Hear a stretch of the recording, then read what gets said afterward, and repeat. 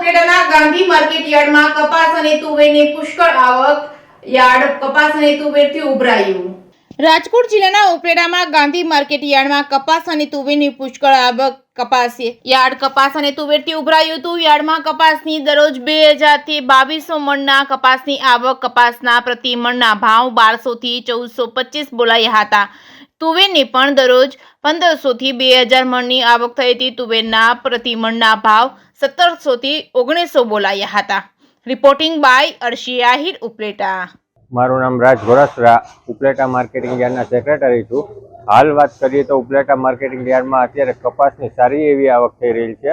કપાસના અત્યારે 20 કિલોના ભાવ 1200 રૂપિયાથી માંડીને 1425-30 રૂપિયા જેવા ભાવ મળી રહ્યા છે. કપાસના વાવેતરમાં હાલ વાત કરીએ તો છેલ્લે જે ઈયળો આવી ગયેલી છે તેને હિસાબે થોડીક ક્વોલિટી છેલ્લે થોડીક વીક પડેલી છે, પણ એના ભાવ પણ સારા મળી રહ્યા છે. તેવી જ રીતે વાત કરીએ તો ઉપલેટા માર્કેટિંગ યાર્ડમાં તુવેરનું વાવેતર પણ બ્રહ્મપણ પ્રમાણમાં થયેલ છે. તુવેરના વાવેતરની વાત કરીએ તો ઉપલેટા માર્કેટિંગ યાર્ડમાં દરરોજની 1500 થી 2000 મણ તુવેરની આવક થઈ રહી છે. ઉપલેટા માર્કેટિંગ યાર્ડની અંદર તુવેરના 20 કિલોના ભાવ 1700 રૂપિયાથી માંડીને 1900 રૂપિયા જેવા ભાવ મળી રહ્યા છે. ઉપલેટાની અંદર 3 નદી આવેલ છે, ભાદર, મોજ અને વેણુ. તેના હિસાબે તુવેરનું વાવેતર પણ સારું થયેલ છે અને ખેડૂતોને તુવેરના ઉતારા પણ સારા મળી રહ્યા છે, જેથી કરીને ખેડૂતો ઉપલેટા માર્કેટિંગ યાર્ડમાં તુવેરનો વેચવાનો વધુ આગ્રહ રાખે છે.